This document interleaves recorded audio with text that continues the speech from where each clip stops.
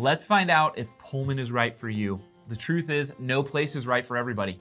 So today we're talking about the good and the bad of living in Pullman, Washington to help you with that decision. If you're new here, good to meet you. I'm Tyler Lavoie. I've lived in Pullman for 14 years now, and in addition to that, I'm a local real estate agent, so I get to hear from locals and from people moving to Pullman what they like and dislike about the town, so I stay pretty well informed. The setting around Pullman is one of a kind. Pullman is in the eastern portion of the Palouse region, nestled in the rolling hills of wheat, barley, and many other crops that grow in this area. It's this setting that makes natural beauty pro number one in Pullman. If you haven't been, there really isn't anything quite like the Palouse area. It's this amazing, fertile region of land that covers a good portion of eastern Washington and the western part of central Idaho. When people say this is the Tuscany of America, they aren't kidding. And in the heart of Pullman is Washington State University. Education is a huge consideration for a lot of families when they move to a new town. And this is a place where Pullman and really the whole area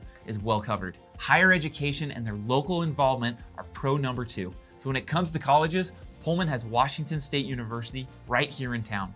It's well known for veterinary, engineering, and business programs. Just across the state border in Idaho, Moscow has the U of I, which is known for agriculture and law programs. And then down in the LC Valley, you have LCSC with a phenomenal nursing and sports medicine program. So higher education is thoroughly covered. WSU is super intentional with its community involvement also. Because of their programs, your kids get unique access to hands-on learning through WSU STEM camps, planetarium, arts programs, and college student mentorship. SEL also supports local schools with classroom technology, robotics teams, and career-focused engineering outreach. Very few places in the nation have access to these kinds of resources that help kids grow academically, socially, and creatively. So what do people do in a place like this? More than you might expect. For a town just over 30,000 people, Pullman has a solid variety of activities and events, which is pro number three. Zeppo's is the only bowling alley within 40 minutes. WSU has the most engaging college sports in the area. Just about every hobby sport you want to play has a park you can play at. We've got a great disc golf course. We have Ferdinand's Ice Cream and Cheese Factory, which is some of the best you'll ever taste, a bear exhibit, and the best 4th of July fireworks in the area, and the National Lentil Festival, to name the most unique. There's more on top of that too. Pullman is split up into 4 hills: Military, Pioneer, Sunnyside, and College. And every hill has 2 to 3 neighborhood parks to choose from. And Pullman has made a point to include various sports courts and fields for public use. Adding to the list of area bests that are exclusively in Pullman, high-end dining continues the list, which is pro number 4. The food scene in Pullman is pretty well-rounded and top-notch. But what stands out the most is the high-end dining. We have 3 of the best restaurants in the area: Birch and Barley, South Fork, and the Black Cypress. Of those, the Black Cypress is largely considered the best high-end dining experience. Again, not just in Pullman, but in the entire area, both in quality and in service. On the other hand, when you want something more low-key, the next pro is one you want to hear about. Pullman is home to a number of local coffee shops and cafes. There's a ton all around town. Whatever the mood is, there's a coffee experience to match. And that's pro number 5. If you want a quick drive-through coffee on the way to work, we've got that. Want a study spot? Yep, that's here too. What about a coffee date or a quiet place to read a book? Don't worry, Pullman has a place for you. On to the next pro, where Pullman is surprisingly well developed for a small town. If you're coming from a larger city, one thing in Pullman will feel familiar to you, and that's the bus system. Pro number 6 is how well developed the transit system is in a small town. Pullman has done really well on this one. Having a bus system at a quality level of a big city, but in a small town, is so convenient. And given the number of students who need to get around town, it's a great way to make life more comfortable for them while keeping the traffic down. And more than that, it's not just the in-city transit system that Pullman has intentionally advanced. Pullman has the Pullman-Moscow Regional Airport on the edge of town with direct connections to Seattle too. Very convenient for those with family on the west side. The next pro is about housing, and it is somewhat relative, but definitely a big benefit to living in Pullman. Pro number 7, Pullman has options for updated housing. For this one, I have to compare Pullman and Moscow for a moment. Moscow has a lot of historic housing. It's beautiful, but it can also come with a fair bit of historical problems. In contrast, Pullman has done a good job of keeping more modern housing available. Not to say that all of the homes on the market in Pullman will be newer, but you certainly will have a lot more modern options, and typically at a better price than you'll find across the state border in Moscow. Pro number 8, Quick and simple, since Pullman is in Washington, a big benefit to living here is we have no state income tax. It's pretty great. Finally, our ninth and last pro comes down to employment. Of the 5 largest employers in the area, Pullman has 3. Most notably, Pullman is home to Schweitzer Engineering Laboratory, which is looking to hire hundreds of new employees right now. We also have WSU and Pullman Regional Hospital. The remaining 2 are Gritman Medical Center and the U of I, both of which are over in Moscow. So if this is the good stuff, what about the bad? Con number 1 in Pullman is the weather.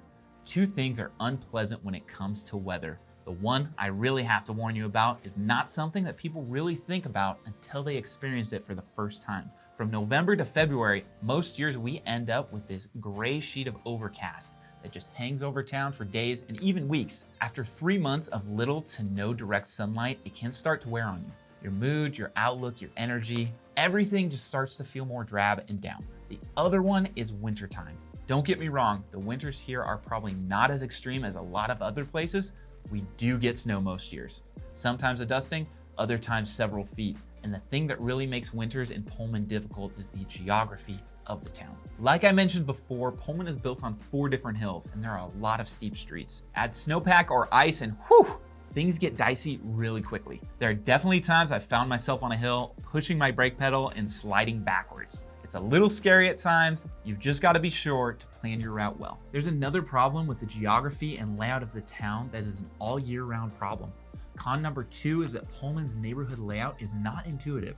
Because of the hilly geography, roads work around the terrain, resulting in a lot of twists and turns in the neighborhood streets. Pullman feels a little like a maze. At first, it can be pretty confusing figuring out how to get around town. And navigation isn't helped at all by the congestion that most of Pullman's main roads experience, especially during sporting events when literally everyone in the area comes to town. That congestion comes from a number of highways traveling right through downtown and intersecting with each other. So you've got steep hills, an unintuitive layout, intersecting highways, and it's all compounded by snowy weather. Even though Pullman has some solid variety when it comes to activities and food, there still isn't a central place to serve as the community hub, which is con number 3. To compare with Moscow again for a moment, downtown Moscow is your destination for fun and rubbing shoulders with your neighbors. One of the things that makes Moscow's downtown so easy to enjoy is the types of shops that line Main Street and spill out onto the sidewalks. It gives the community a common space that lots of people gravitate towards. Pullman, however, has a downtown that feels more like a business district than an exciting place to be, which means you don't have one place to go and bump into each other on the regular, and therefore, it's harder to get to know your community better. Moving on to con number 4, even though no state income tax is nice, what isn't nice is how Washington makes up for it in sales and excise taxes. Before any local taxes, Washington charges a 6.5% sales tax. Pullman adds an additional 1.5% local tax, putting the total sales tax in Pullman at 8%, which is 1% above the national average for combined state and local taxes. On top of that, gasoline has a hefty excise tax on it too. With every gallon of gas you pay for, you're paying an additional 52 cents per gallon, which is 3rd highest in the nation. This one might be a little controversial, but I'm sticking with it. Con number 5, Pullman feels like a town that was built around the university. The comparison I hear all the time is that Moscow feels like a town with a college, whereas Pullman feels like a college town. And geographically speaking, yeah, that's pretty true. The college in Pullman and student rentals take up anywhere from 1/4 to 1/3 of the whole town, which is not necessarily what long-term residents are hoping for in their neighborhoods. And it comes with other side effects that people tend not to like. Interacting with WSU and the students isn't really optional. You pretty much can't avoid it. Some people really like having the option to live independently from the college, but it's pretty tough to do that in Pullman. Finally, when the students leave, so does most of the life of the town. People rally around WSU. The biggest thing that brings people together in Pullman is the Cougars. Pullman quiets way down in the summer. Depending on what you're looking for, that might actually be a pro for you. Con number 6 is one of the biggest reasons why people choose not to live in Pullman and make the jump across the state line into Moscow.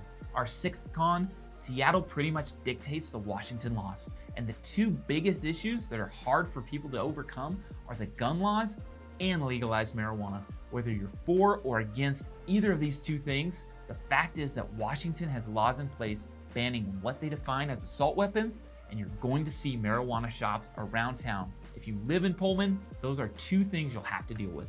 Finally, the last con of living in Pullman, con number 7.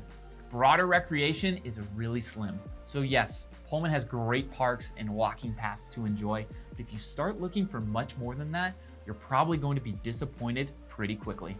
There are no mountains to speak of nearby, no big bodies of water without a minimum of a 40-minute drive, and even then, you only have 2 good local options. If you want good backpacking, guess what? You're driving a minimum of an hour and a half to find it. You definitely do not have the ocean or even a variety of lakes out your back door, and neither do you have mountains and all of the associated outdoor activities that come with them. Outdoor recreation here takes some planning and time commitment to pull off, especially if you want to go somewhere with big mountains or solid water options. So there are your Pullman Washington pros and cons. If this was helpful in making your decision to move to Pullman or not, let me know. I love hearing from you guys. And if you're looking for more information about Pullman, we're making more videos.